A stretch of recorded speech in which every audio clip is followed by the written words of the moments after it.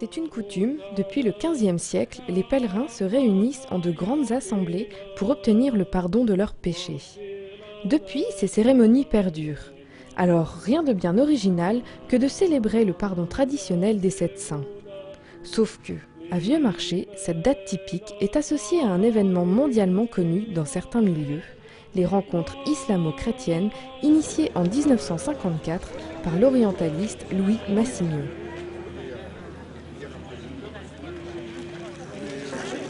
Je pense qu'il a réussi à trouver un lieu.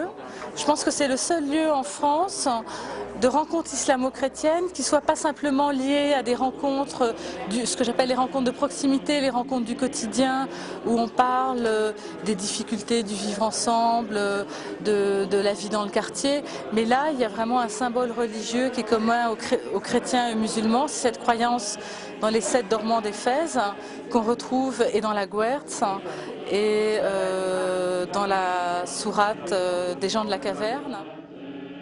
Les 7 dormants d'Éphèse, un mythe commun aux musulmans et chrétiens.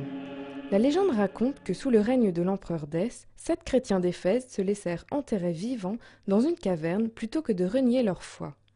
Plongés dans un merveilleux sommeil, ils se réveillèrent sous Théodose II en 448, soit près de 200 ans après, et annoncèrent la résurrection des corps au dernier jour. Ce récit de la dormition se retrouve dans la sourate 18 du Coran, une convergence entre les deux religions qui a attiré l'attention du professeur Louis Massignon.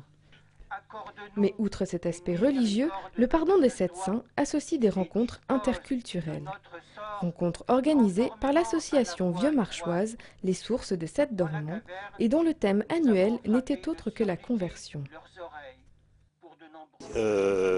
Au dernier pèlerinage, Mohamed Loueslati, qui est le musulman aumônier de prison qui a parlé tout à l'heure, là, hein, vous voyez, qui m'a dit, écoute, l'an prochain, c'est le centenaire de la conversion de Louis Massignon, il faut faire quelque chose sur ce thème. Et on a continué à creuser cette proposition-là, et voilà. En effet, arrivé agnostique en Mésopotamie en 1907, Louis Massignon en est reparti un an après, profondément chrétien. Une transformation intérieure qui orientera sa vie.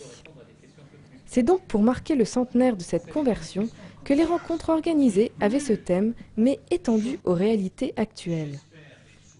La conversion, dans un monde pluriculturel et multireligieux, est-ce un défi, est-ce une chance, est-ce un danger, quels sont les enjeux? Du moins, la problématique est celle-là. Les conférenciers ont développé la notion même de conversion de plusieurs points de vue. La conversion au sens étymologique du terme, le changement, le retour, et sous-entendu le retour à Dieu, la fameuse métanoïa grecque, hein, c'est se retourner vers, que ce soit dans le christianisme ou dans l'islam, mais aussi les changements de religion d'une religion à une autre, les questions que ça pose. Mais le point essentiel est surtout de respecter la conscience humaine et respecter l'intégrité physique et morale des citoyens et des hommes et des femmes. Tel que je l'ai abordé, oui, c'est intéressant.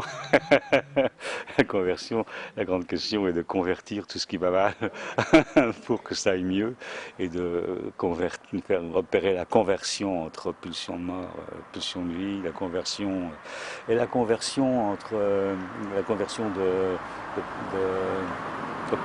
permettant d'opérer un passage entre un confinement dans le dialogue interreligieux et de passer dans un élargissement, un dialogue interculturel, puisque les religions ne sont que l'émanation de culture. Bien entendu, elles produisent elles-mêmes de la culture, mais au départ, elles sont et ne sont que l'émanation de cultures précises. Plusieurs intervenants, plusieurs points de vue différents, c'est ce qui fait de ces rencontres un événement unique. Reste toutefois un bémol, il n'était que 4 ou 5 musulmans lors de la cérémonie du dimanche, soit à peu près 1%.